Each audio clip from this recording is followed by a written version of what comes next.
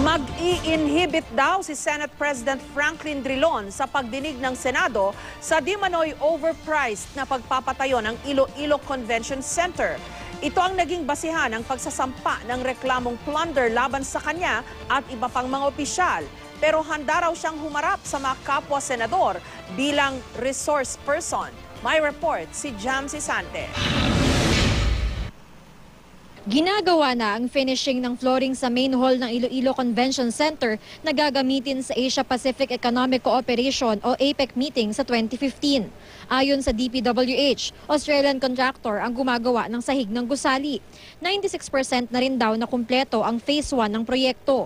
Mula March 2015, nausog ng Mayo ang target completion date ng ICC dahil hindi raw nakapasa ang mga unang sumali sa bidding para sa Phase 2 ng proyekto. 700 million pesos ang pondo para sa pagpapatayo ng ICC. 300 million pesos dito galing sa Disbursement Acceleration Program o DAP, alinsunod sa funding request ni Senate President Franklin Drilon na tubong Iloilo.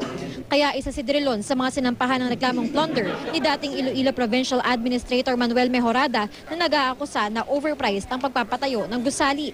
Kasama rin sa mga inireklamo sa Ombudsman sina DPWH Secretary Rogelio Singson at Tourism Secretary Ramon Jimenez. Dati nang itinanggi ni Drilon, Singson at Jimenez na overpriced ng ICC. Nagsumiti na rin sila ng mga dokumento sa Senate Blue Ribbon Committee na mag-iimbestiga sa issue sa Huwebes. Si Drilon, handa raw humarap sa mga kapwa-senador bilang resource person. I will inhibit myself, which means hindi ako sasali sa wagtatanong, ngunit sasagutin ko ang lahat na tanong. Sa ngayon, ang mga nagkumpirmang senador na dadalo sa pagdinig, pawang mga kaalyado ni Drilon at Pangulong Noynoy Aquino. Pero siniguro ni Blue Ribbon Committee Chair Chafisto Gengona III na magiging patas sila sa investigasyon, kahit isa sa mga inaakusahan, mismong pinuno ng Senado. I think we've already been tested that way already before.